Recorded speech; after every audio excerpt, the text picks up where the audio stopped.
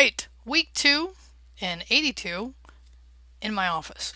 So I'm in my office at City today, recording this video for you, and this is only the third day of the actual semester, but I record ahead to try to give you that opportunity to work ahead whenever possible. And I'd like to say that really important way note to know where to find me. So I'm in BE Business Education 113, and I do provide in the course, I'll make sure of this as I go in there and look in a second, a link to my calendar so that you can see my office hours and when you need help, right? So seek me out.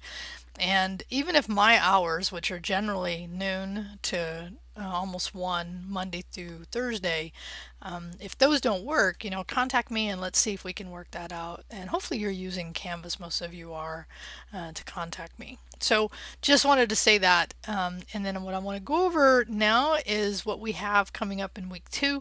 And then just to talk about a few topics that are important to keep in touch with. Okay, so let's move over to Canvas real quick.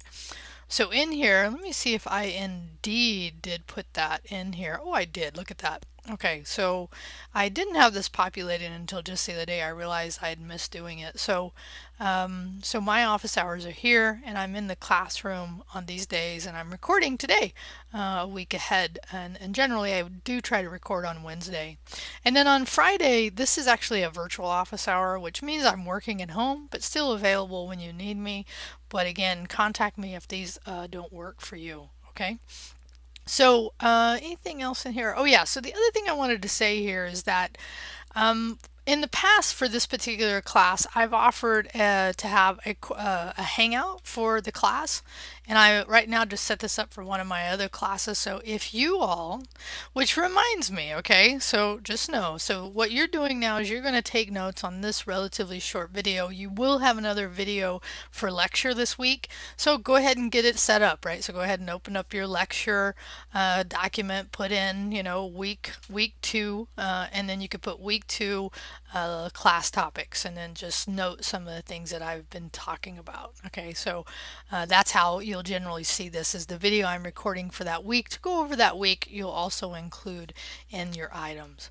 So what I want you to tell me is if you are interested, or would you take advantage of a Google Hangout if I offered one up for the class? Okay, so I'd like to know that, because the other way you can do it is if you have questions. There is this questions here posted, and as I think I've talked about before, right? And look, there's no questions, which could be good, but I'm a little worried that nobody's even paying attention yet, because it's only the third day of the semester.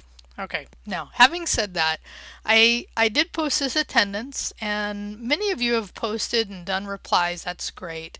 And luckily this class is not completely full, so I'm not worried about students trying to get in and trying to figure out who's here.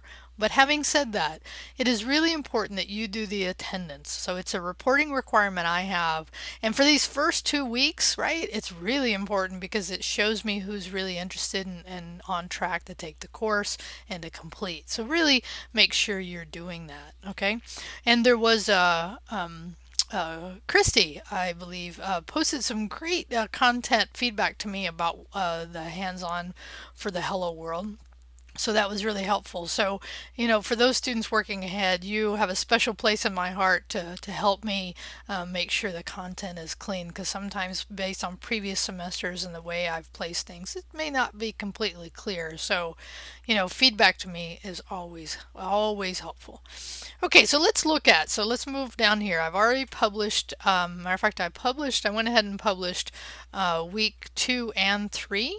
So I'm just going to go over for now week 2. You can look ahead at week 3. We have some fun stuff coming up. But in addition to the one that your lecture you're watching, you're also going to do your first lynda.com video. Okay, so this is a 40-minute video from somebody I know, Ray Villalobos. He is awesome. He's really, really good.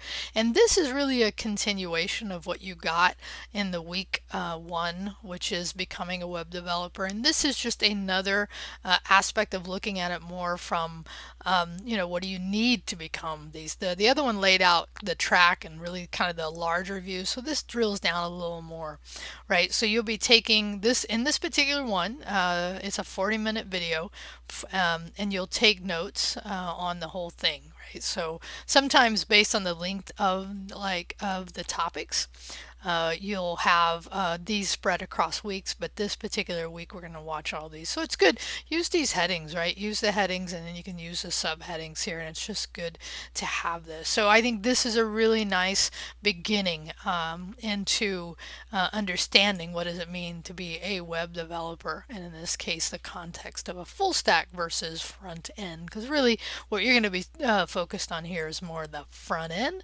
I am actually trying to get Fresno City to rename our degrees, certificates, front end, back end, and full stack. We'll see if I'm successful. Okay, so that's your 2 lectures for week 2. And then in week 2, we have a hands-on. And in this case, I want you to do a little research. And I want you to do a little research about a topic that I think is good just to contextualize again these concepts, is do some research either on web development or web-related jobs, right? Web developer, full stack, front end, back end, or any web development job you may know of, right? Because there may be stuff that I don't know that you've been exposed to. So you can choose, but keep it web related jobs. And so in your research, or in your report of your findings, I want you to tell us what keywords did you use, right? Because this is important, because everybody has a different idea of the keywords they should use to search. And it's really kind of fun to watch the keywords and the differences. And then what search engine? Because I do not want to assume Google here, right? There are other good search engines, and I bet you one of you knows at least a search engine related to just job postings, right? So, but if not, you get to choose here. And then, report your findings. That's really the idea here, and I notice I don't have a word count here. So generally each week for each item is 150 words.